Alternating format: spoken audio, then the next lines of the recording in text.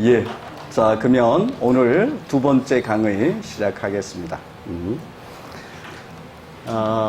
두 번째 강의는 BTS의 온이란 노래와 그리고 하이데거의 죽음의 철학이라는 것을 가지고 여러분과 함께 이야기를 나누도록 하겠습니다. 제목이 좀 특이하죠? 어쩌면 굉장히 철학적이고 또 어쩌면 굉장히 이 공학적이라고도 할 수 있을까요? 온과 오프. 온과 오프는 컴퓨터 공학의 기본이죠. 지금 문명을 바꾸는 이진법의 숫자입니다. 자, 한번 살펴보죠.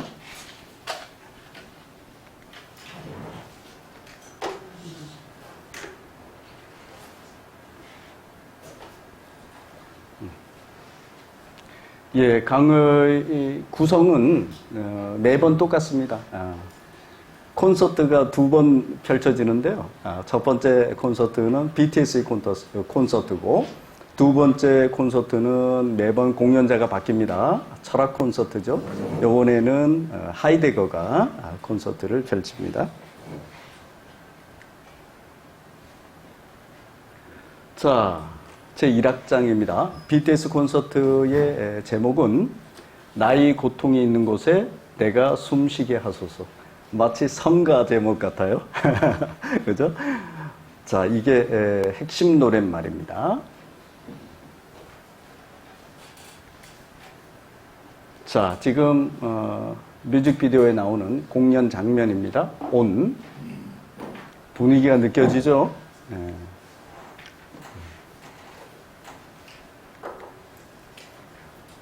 자, 온입니다. 먼저 콘서트, 공연을 한번 들어보도록 하죠. 예. 자, 노랫말 음미하시면서 잘 보시기 바랍니다.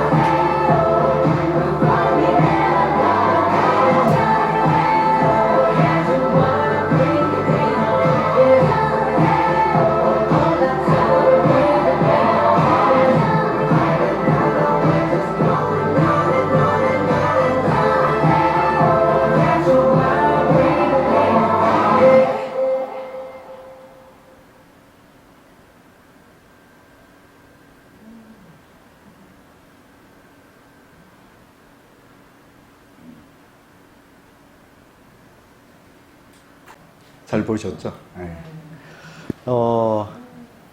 어떻게 노래가 굉장히 경쾌하죠? 그리고 뮤직비디오를 굉장히 공들여서 만들었다는 걸 알 수 있겠죠. 온갖 그 상징과 비유들이 들어가 있죠. 마치 짧은 영화를 한 편 보는 듯한 그런 느낌입니다.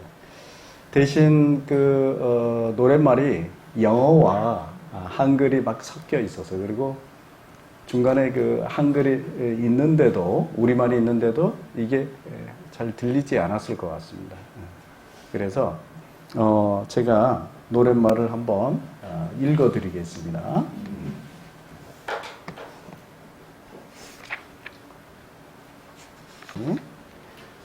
자, 트랙 2에 처음 시작하면서 노랫말이 있습니다.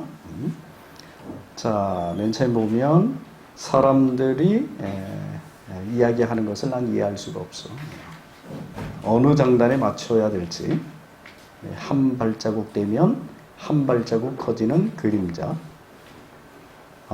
잠에서 눈을 뜬 여긴 또 어디, 어쩜 서울 또 뉴욕 또는 파리, 일어나는 시청 있는 몸. 내 발을 봐, 밑을 내려다봐, 날 닮은 그림자. 흔들리는 건 이놈인가 아니면 내 작은 발끝인가. 두렵지 않을 리 없잖아. 다 괜찮을 리 없잖아. 그래도 난 날아, 서툴게 날아가. 저 까만 바람과 함께 날아. 헤이, 미치지 않으려면 미쳐야 해. 헤이, 나를 다 던져. 이 두 쪽 세상에. 헤이. 내가 싸움꾼이라는 걸, 내가 싸움꾼이니까 날 잡지 마. 내 발로 걸어온 아름다운 감옥. 나를 찾아. 자, 그리고 가져와 고통을. 올라타봐 고통을. 자, 비가 쏟아져 내려. 그리고 하늘이 무너져 내려. 매일. 가져와 고통을. 가져와 고통을. 모두 내 피와 살이 되겠지. 가져와 고통을. 두려워 마. 방법을 알겠으니. 작은 것에 숨을 쉰다. 그건 어둠 속 내 산소와 빛. 내가 나에게 하는 것들의 힘. 넘어져도 다시 일어나. 넘어져도 다시 일어나. 언제나 우린 그랬으니. 설령 내 무릎이 땅에 닿을지언정 파묻히지 않는 이상 그저 그런 해프닝쯤 될 거란 걸. 자, 무엇이든 이겨. 무엇이든 이겨. 무엇이든 이겨. 내가 뭐라든 누가 뭐라든 나는 포기하지 않아. 자, 미치지 않으면 미쳐야 해. 나를 다 던져. 이 두 쪽 세상에. 내가 싸움꾼인 건 알잖아. 날 잡지 마. 내 발로 들어온 아름다운 감옥. 나를 찾아. 가져와 고통을. 올라타봐 고통을. 비가 쏟아져 내려. 하늘이 무너져 내려. 매일. 가져와 고통을. 나의 고통이 있는 곳에 내가 숨쉬게 하소서. 그죠? 내 피와 땀, 피와 눈물, 내 모든 것. 자, 예.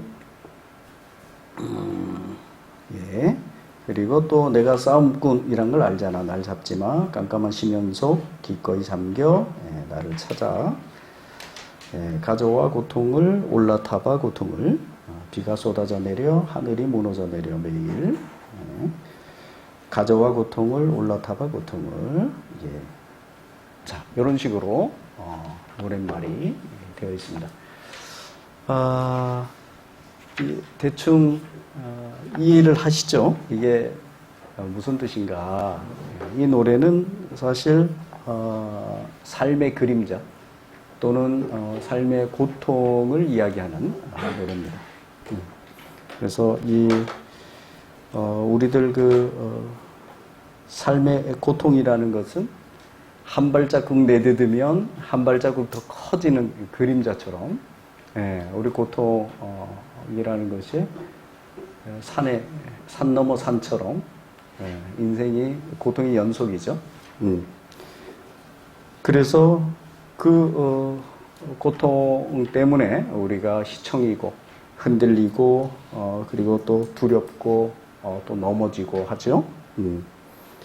그럼에도 그런 고통스러운 삶에도 아니면 그런 고통, 삶의 고통 때문에 이 삶은 아름답고 살만한 게 아닌가. 그래서 고통에도 아니 고통 때문에 우리들 삶은 계속된다. 이렇게 이제 이야기하고 있죠. 그래서 마지막에 나의 고통이 있는 곳에 내가 숨쉬게 하소서라는 이 말로 마무리 짓습니다. 그 삶이 고통이다라는 이야기는 동양이든 서양이든 많은 그 철학자나 사상가들이 이야기를 했죠. 동양에서 대표적인 사람은 누굽니까? 부처죠. 삶은 고통이다. 고통의 바다라고도 이야기를 하죠. 서양에서 삶이 고통이다라고 얘기한 대표적인 사람은 니체의 스승이기도 하죠. 쇼펜하우어입니다. 여러분 잘 아시죠? 염세주의 철학자로. 그래서 동양이든 서양이든 삶이 고통이다 라는 이야기는 많이 하는데 이 고통을 우리 어찌할 것인가? 삶의 고통이면 그냥 고통스럽게 사는 건가? 아니면은 사는 걸 포기해야 하나? 도대체 우리에게 희망은 어디 있느냐? 삶의 희망은. 두 가지 방법이 있죠. 하나는 고통을 피하는 거죠. 혹은 없애거나 줄이는 거죠. 이게 하나의 방법이고 또 하나는 고통을 받아들이고 마주하는 거죠. 마주하고 받아들이는 것. 이런 방법이 있습니다. 보통은 우리 첫 번째 방법들을 쓰죠. 그래서 고통스러우면 우리는 될 수 있으면 되도록 피하려고 혹은 없애려고 혹은 줄이려고 하죠. 그래서 고통스러우면 제일 먼저 가는 곳이 어디입니까? 병원에 가죠. 그렇잖아요? 병원에 가는 거는 뭐 여러 가지 이유가 있지만 일반적으로 고통을 피하고 싶어서 없애거나 줄이고 싶어서 병원을 가죠. 그래도 안 되면 어딜 갑니까? 교회나 절에 가죠. 그래서 제발 고통을 없애주세요. 고통을 피할 수 있게 해주세요. 라고 기도하죠. 자, 이게 보통 우리가 삶의 고통을 대처하는 방식입니다. 근데 그렇게 해서 행복할까? 그 고통을 피할 수 있을까? 동양이든 서양이든 많은 이 철학자나 사상가들은 피할 수 없다.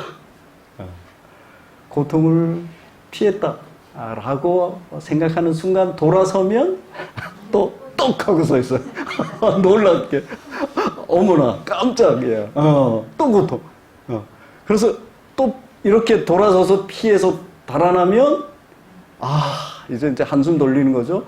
야, 고통을 따돌렸구나. 그 순간 고통이 떡하니 서 있어요. 어머나. 또 놀라.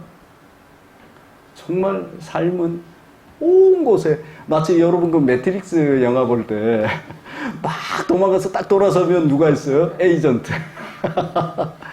이 까만 선글라스 낀 그 녀석이 떡 서 있고 막 도망가서 피했다 싶어 한숨을 쑥 하고 이제 하고 있으면 또 그 놈이 딱 나타나. 마치 고통이 그런 것 같습니다. 우리들 졸졸졸 따라다니는 스파이처럼 우리가 혹은 여기 지금 BTS는 그림자로 표현했지 않습니까? 그림자 같은 것 같아요. 여러분 그림자를 따돌릴 수 있어요? 없잖아. 그래서 늘 따라다니는, 그림자처럼 따라다니는 게 삶의 고통인 것 같아. 그렇다면 그 고통을 우리가 대처하는 방법은 피하려고 하는 것, 도망가려고 하는 것이 능사가 아니다.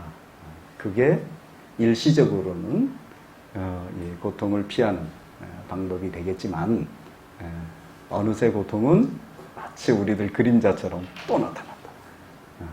이런 이야기죠. 그래서 이 일부 서양이나 동양의 철학자나 사상가들은 야, 첫 번째 방법 말고 두 번째 방법을 한번 해보자. 고통을 도망가지 말고 막 도망가는 척 하다가 탁 돌아서는 거죠.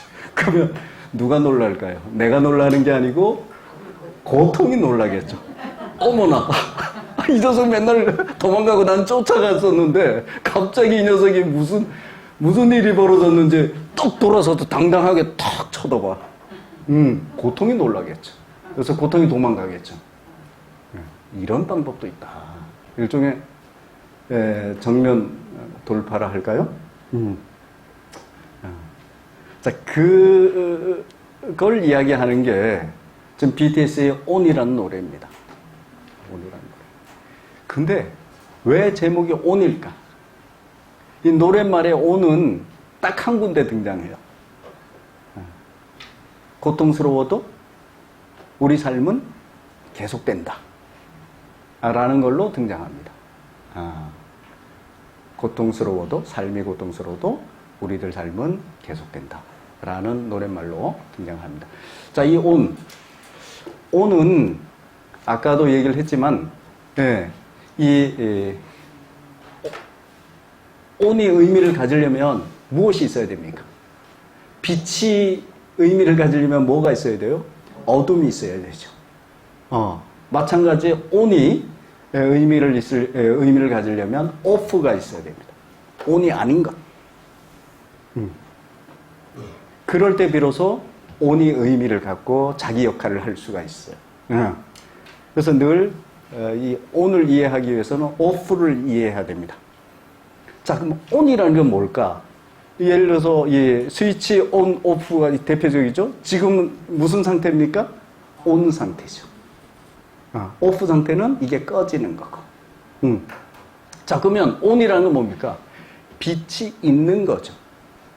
오프는 빛이 없는 거죠. 근데 빛에만 해당될까요? 모든 것에 해당되죠. 빛은 상징이죠. 있는 것의 상징일 뿐이죠. 그리고 어둠은 없는 것의 상징일 뿐이죠. 모든 것에 있는 것은 온이고 없는 것은 오프다. 그러면 이 있음을 온이라 하고 없음을 오프라 합니다. 그러면 이걸 다른 말로 하면 온은 존재고 오프는 무죠. 무. 없음. 자, 실존주의 철학자 샤르트르의 대표적인 저서가 뭡니까? 존재와 무. on and off죠. 그죠? 네. 자, 이렇게 이해하시면 됩니다. 그러면 on은 있음이고, 그리고 이 있음을 어찌 보면 긍정적인 걸로 생각할 수도 있어요. 빛을 우리가 긍정적으로 생각하잖아요. 빛이 있다라는 것은 이건 이제 긍정적인 어떤 측면 혹은 긍정적인 것. 오프는 그것이 없는 것. 그럼 부정적인 것이라고 생각할 수 있겠죠. 자, 고통은 어디에 속하느냐? 오프에 속하죠. 왜? 이거는 우리 프레임 때문에 그래요. 상대적인 거잖아요. 고통이 있는 것일 수 있고 이 고통이 없는 게 오프일 수도 있는데, 그렇죠? 우리는 상대적으로 있는 것의 가치를 가지려면 어찌해야 됩니까? 우리가 그것을 있는 것으로 기대하거나 혹은 인정하고픈 마음이 있어야 돼요. 그래야 우리가 있는 것으로 인정을 하는 거죠. 그래서 고통이란 것은 분명히 있는데 어느 것보다도 우리가 분명하게 느낄 수 있는데도 불구하고 우리는 고통은 예, 있는 것이 아니라 있어서는 안 되는, 없어야 할 어떤 것으로 생각을 해서 on보다는 off의 속에 집어넣습니다. 자, 근데 이 BTS는 이 on이라는 제목에서 on 하면 긍정적인 것 뭡니까? 기쁨을 얘기해야 되잖아요. 기쁨을 얘기해야 되는데 고통을 얘기합니다. 이 얘기는 뭐냐? on이라는 것이 빛나기 위해서는 고통이라는 것이 있어야 된다. 그리고 그 고통을 우리가 피하거나 고통으로부터 도망가려고 하지 않고 그것에 마주보고 받아들일 때 비로소 우리의 삶은 빛난다라는 얘기죠. 삶의 빛이 켜진다는 거예요. on. 자, 이런 이제 이 노랫말 메시지를 담고 있는 겁니다.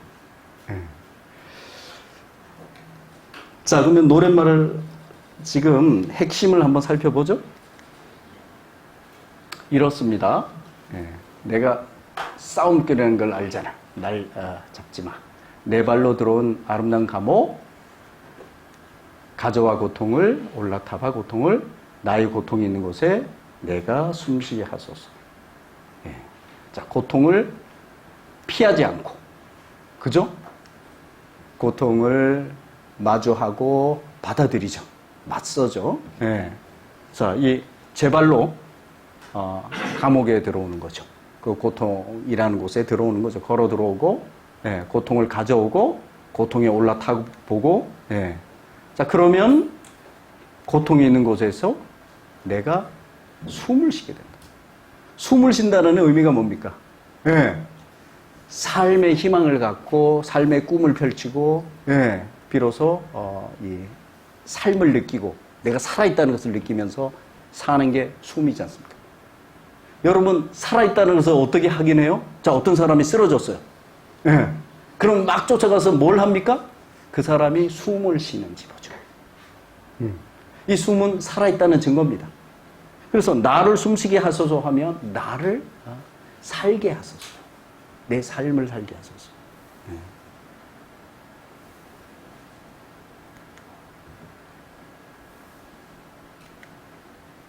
자, 또 보면 내가 싸움 껴는 것은 알잖아. 날 잡지 마. 깜깜한 심연소 기꺼이 잠겨. 가져와 고통을, 올라타봐 고통을.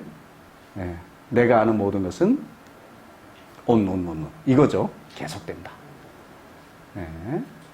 자, 이 고통에 있으면서도, 고통 속에 있으면서도 또 기꺼이 그 고통 속으로 들어갔죠. 잠기고, 들어가고, 그럼에도 혹은 그 고통 때문에 비로소 우리들 삶은 모든 삶들은 계속된다. 라는 얘기를 하고 있습니다.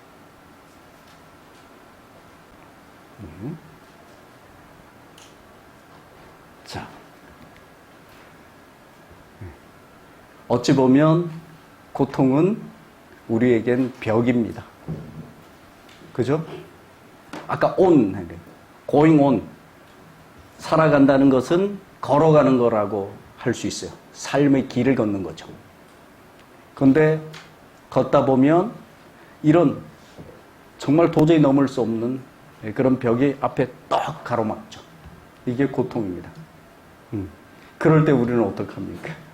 이 고통을 피해 가려고 이렇게 돌아가거나 혹은 뭐 부술려 하거나 온갖 일들을 다 하죠. 자, 근데 그 고통을 마주쳤을 때는 피하려고 하지 않고 그것을 마주보고 마주보고 거기 당당하게 고통을 맞서는 거죠. 그러면 놀랍게도 뮤직비디오 봤지 않습니까?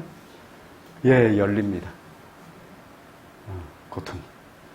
이게 지금 BTS가 on이라는 노래로 여러분에게 또 우리들에게 하는 메시지입니다.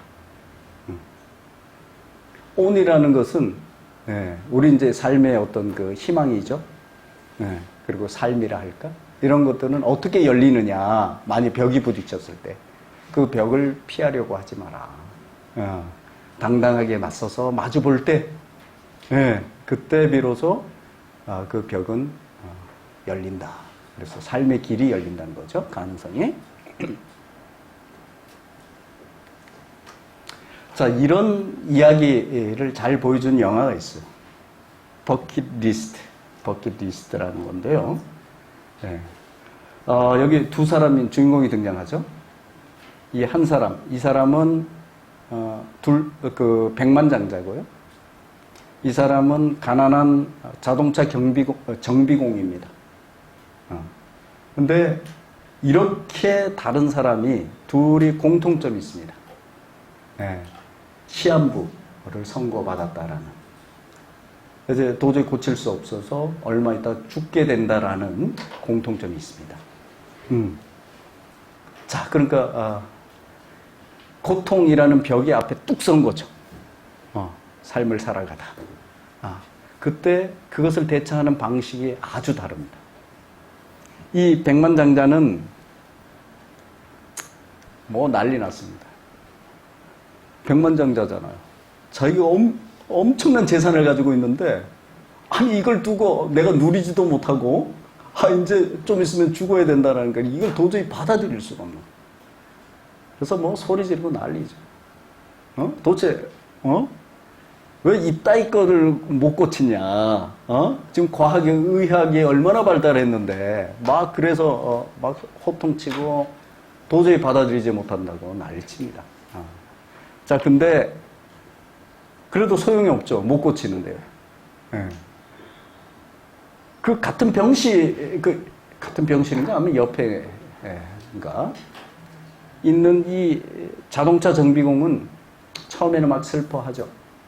근데 이 백만장자와 다르게 죽음을 마주보고 받아들입니다. 내가 소리치고 뭐 도망가려 하고 피하려 하고 뭐 해봤자 저승사자는 죽음은 어차피 찾아올 수밖에 없다 라는 것을 받아들이고 그 다음에 담담히 죽음을 보는 거죠. 이렇게 지켜보고 있으니까 무슨 생각이 들냐면 내가 이러고 있을 때가 아니다. 남아있는 삶을 즐겨야지. 그래서 병상에서 내가 죽기 전에 남아있는 삶, 이게 얼마나 귀중한 삶입니까? 그게 만약 한 몇 개월이라 해봅시다. 그러면 그 몇 개월이 우리 지금 이제 뭐 내일도 살고 모레도 살고 내년에도 살고 후년에도 살 것 같은, 그죠? 그 자신감으로 넘치는 우리 같은 사람들한테는 몇 개월이라는 것은 아무것도 아니죠.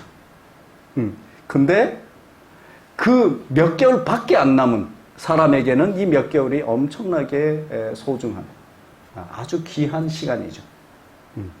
그래서 어떡합니까? 이 몇 개월 동안 내가 정말 어떻게 살아야 될까를 쓰는 거죠. 하고 싶은 리스트, 목록을 쓰는 겁니다. 이게 버킷리스트 아닙니까? 그렇게 쓰는 걸 보고는 이 백만장자가 흥미를 느꼈어요. 그것도 괜찮다. 어차피 죽는데. 죽기 전에 정말 내 하고 싶은 거 다 해보자.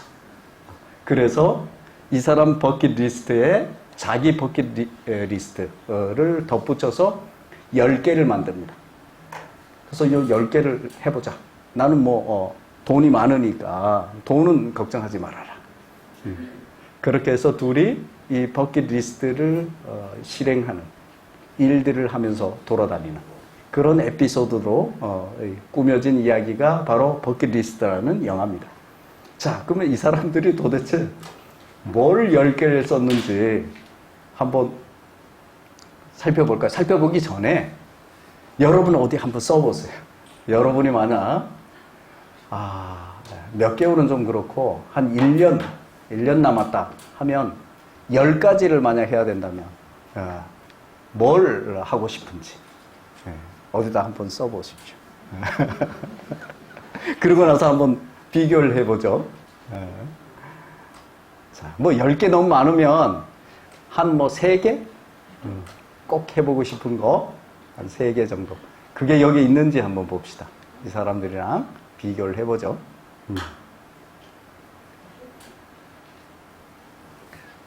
자, 곰곰이 생각해서 생각나는 거는 별로 하고 싶지 않은 거예요. 그냥 딱 떠올라야, 내가 하고 싶은 거죠. 하고 싶은 거 한 3개. 앞으로 7개 남았으니까, 너무 걱정하지 마시고, 한 3개만 쓰시면 됩니다. 자, 3개 정도. 그리고 한번 비교해 보세요. 자, 이 사람들이, 리스트는 뭔지 한번 볼까요?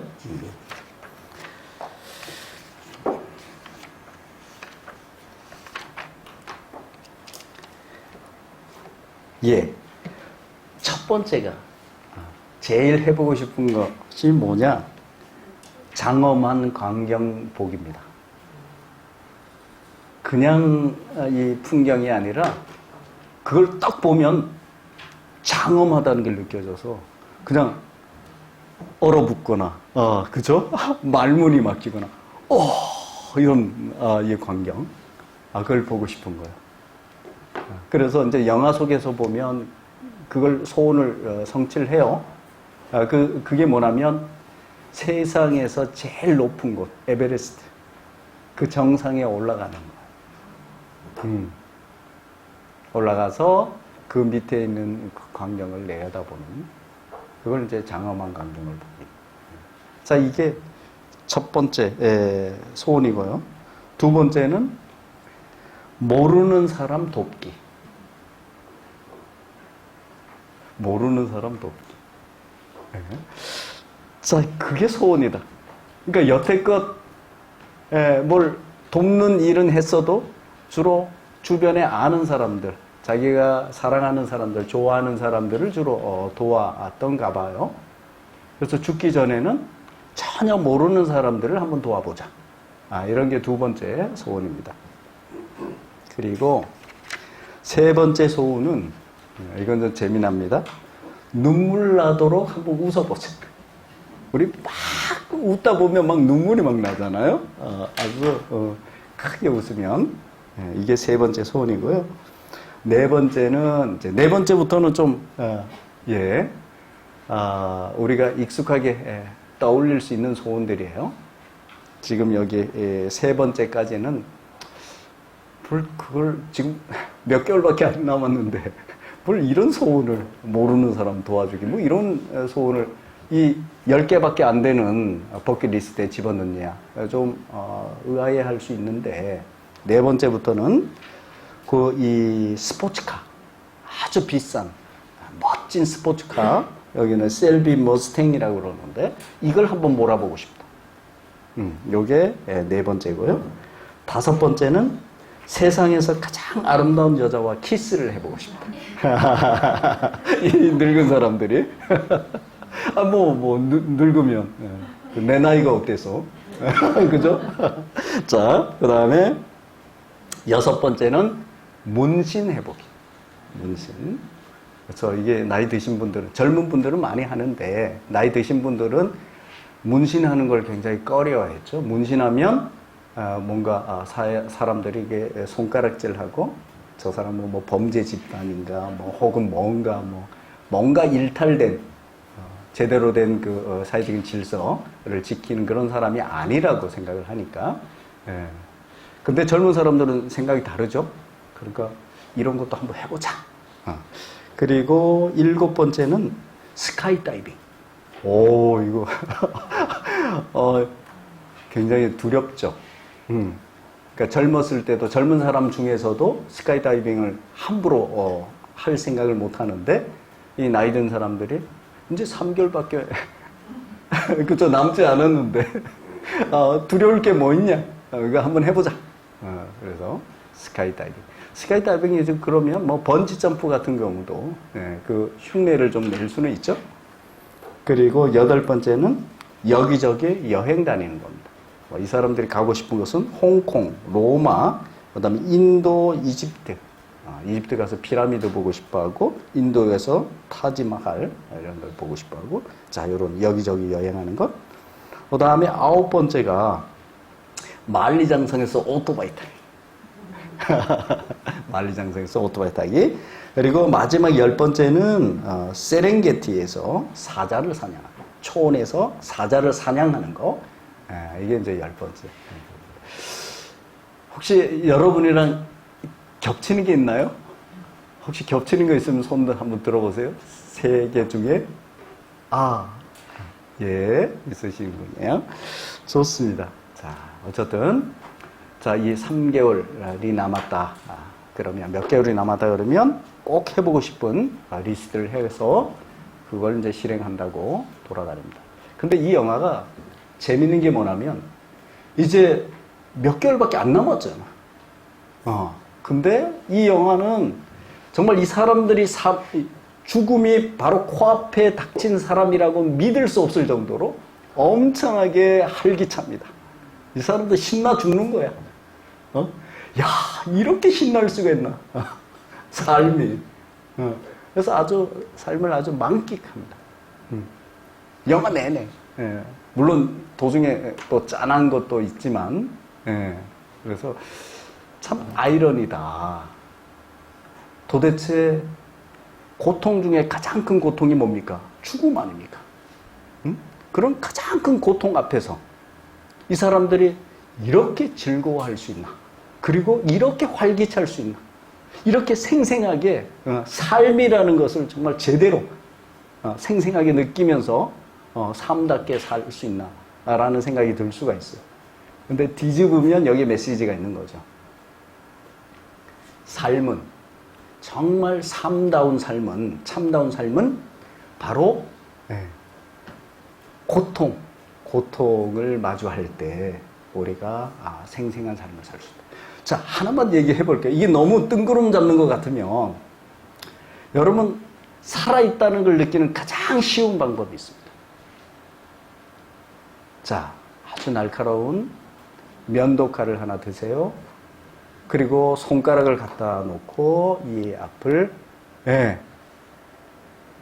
베기 전에 그냥 들고만 있어도 삶을 생생하게 느낄 수 있어요. 거기다가 살짝 그어보세요. 그 애리는 느낌? 그것만큼 내가 살아있다는 것을 생생하게 느끼는 게 없습니다. 여러분, 살아있다는 걸 생생하게 느끼는 또 다른 방법? 숨을 멈추고 있어 보세요. 처음에는 잘 모를 텐데 그 다음에는 아주 고통스럽죠? 네. 그렇다면 내가 살아있다는 것을 아주 생생하게 느껴요. 바로 이 얘기는 뭐냐? 온이죠. 삶을 느끼는 가장 효과적인 방법은 뭐냐?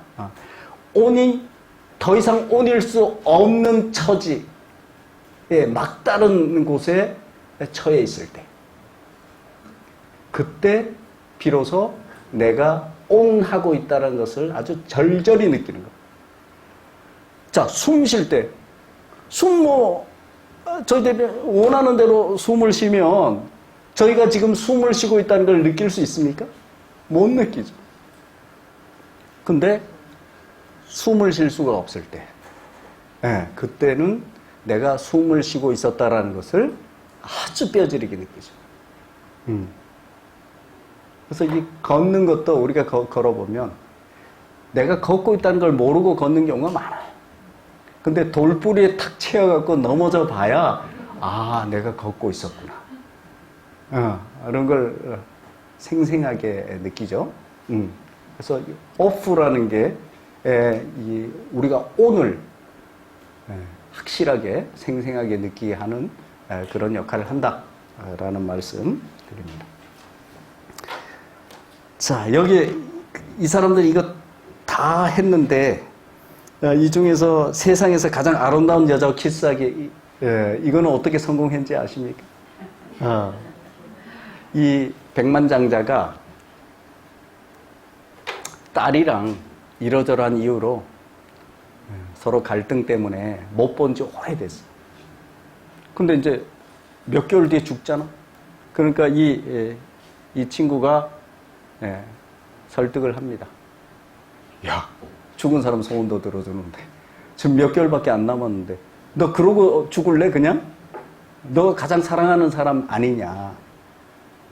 이 가장 미워하는 사람이라고 얘기를 하는데 너가 왜 가장 미워하겠냐? 가장 사랑하기 때문에 가장 미워하는 거다. 애정이라는 것은 늘 같이 있죠. 온과 오프라는 게 늘 맞닿아 있다라는 거. 그렇게 얘기하니까 그래 하고는 찾아갑니다. 그래서 딸이랑 찾아가서 화해를 하고 그 딸의 딸 손녀가 가장 아름다운 세상에서 가장 아름다운 여자죠. 키스를 합니다. 뽀뽀죠. 자 그렇게 해서 소원을 달성합니다.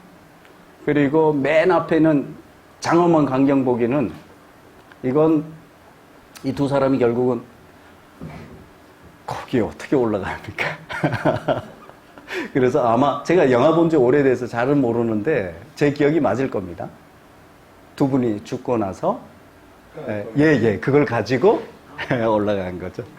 그래서 어쨌든 죽어서라도 이 첫 번째 가장 하고 싶었던 이 소원을 이루게 된 거죠. 근데 참 버킷리스트가 이 앞부분에 있는 것들이 참 여러 가지 생각을 하게 해요. 영화를 만들려니 그렇게 만들었을 수도 있지만 참 아름답다. 소원이. 그죠? 그리고 그 첫 번째 소원 딱 보고 나선 저는 누가 생각이 났냐면 칸트가 생각났어요. 여러분 칸트 하면 이 비판 철학으로 유명하죠. 그리고 이 3대 저서가 있죠. 가장 유명한 순수 이성 비판이 있고 실천 이성 비판이 있고 세 번째는 판단력 비판이 있죠. 순수 이성 비판은 우리가 어떻게 알 수 있느냐, 아는 것에 대한 인식에 관한 거고요. 그리고 실천 이성 비판은 우리가 무엇을 행해야 하나, 그죠? 올바름에 관한 거죠. 그래서 도덕 이런 것에 관한 거고, 판단력 비판은 도대체 아름답다는 게 뭔가, 에 관한 이 책이죠. 우리가 아름다움을 판단할 수 있나? 그 능력에 대해를 따져보는 거죠. 비판한다는 건 따져본다는 얘기죠. 근데 이 판단력 비판에서 가장 아름다운 것을 이 칸트가 뭐라 하면 숭고한 아름다움이라 그래요. 그래서 그 판단력 비판 읽어보다 보면 그런 내용이 나오는데 이걸 이야기할 때 뭘 생각하냐면 나이아가라 폭포 같은 걸 생각하시면 됩니다. 전혀 생각을 못 하다가 거기 가려고 가는 게 아니고 이미 알고 가는 게 아니라 그냥 어쩌다가 딱 돌아섰는데 나이아가라 폭포가 딱 펼쳐져 있다고 합시다. 그러면 입이 딱 벌어진 거죠. 말문이 딱 막히고 이게 뭐야? 그 어마어마함에 느끼는 그 감정, 그 아름다움에 대한 감정이 숭고함이랍니다. 우리가 보통 종교적인데 그런 걸 느끼는데 굳이 종교적일 필요는 없고 그만큼 인간의 어떤 그 이 판단력을 넘어서는 차원의 판단이에요. 아름답다라는 판단조차 못하는 거예요. 숭고함이란 아름다움은 그 앞에서. 그러니까 이 사람들이 아마 죽기 전에 그걸 느낀 것 같아요. 깨달은 것 같아요. 세상에서 가장 아름다운 게 뭐냐? 장엄함, 숭고함. 그러니까 그 앞에서는 왜 이게 가장 아름다운 거냐 하면 신적인 거예요. 우리가 신 앞에 서면 어떻게 됩니까? 무력해지죠. 신 앞에서 까불 수는 없잖아요. 한번 대적해봐, 한번 해봐, 뭐 이런 거 못 하잖아요. 신 앞에서는 할 말을 잃죠. 그 신의 그 어마어마한 능력 때문에, 또 신이 어마어마한 그 선함 때문에, 그 앞에서는 명함도 못 내주죠. 내가 우리 인간들 사이에서는 내가 그나마 착한 사람이야, 아, 선한 사람이야, 이렇게 명함도 내밀고 뭐 자랑도 하고 막 이러는데, 신 앞에서는, 예, 명함도 못 내밀죠. 아무 말도 못하고, 얼어붙은 듯이 서 있죠. 이게 숭고함이거든요. 예. 그래서, 숭고함이란 것은 뭐냐냐. 인간이 자신의 한계를 깨닫는. 이 칸트 비판 철학의 핵심이 그거예요. 순수 이성 비판의 가장 큰 깨달음이 뭐냐면 인간의 인식 능력의 한계를 깨닫는 거예요. 내가 이것도 알고 저것도 알고 뭐 엄청나게 많이 알아 이렇게 잘난 척하던 인간이 그 거대한 이 벽에 딱 부딪히면서 내가 이 정도밖에 안 되는구나. 그래서 신의 그 전지전능함, 전지함, 모든 것을 아는 그 신 앞에서 겸손해지는 거죠. 자기의 이 정말 초라함, 자기가 가진 능력, 대단한 줄 알았는데 그게 별것 아니었다는 것을 깨닫는 것. 이 순간이죠. 실천 이성도 마찬가지입니다. 내가 그나마 올바르게, 착하게 살았다고 생각했는데 신의 이 전선함, 그 선함, 엄청난 그 선함 앞에서는 초라해지는 거죠. 그걸 깨닫는 거예요. 아름다움도 마찬가지. 내가 이 정도면 뭐 멋지지 않아? 예를 들어서 아름다움에 대해서 뻐기고 잘난 척하고 했던. 근데 이 신의 아름다움 앞에서 그냥 초라해지는. 바로 이게 이제 숭고함이에요. 그래서 그런 깨달음이 바로 우리가 이 삶을 살아가는데 어떤 인식의 영역이든 삶의 영역이든 실천의 영역이든 혹은 아름다움의 영역이든 그 겸손함을 깨닫는 것, 그게 바로 우리가 제대로 된 참된 삶을 살아가는 출발점이다 라는 이야기를 하는 게 칸트 철학이에요.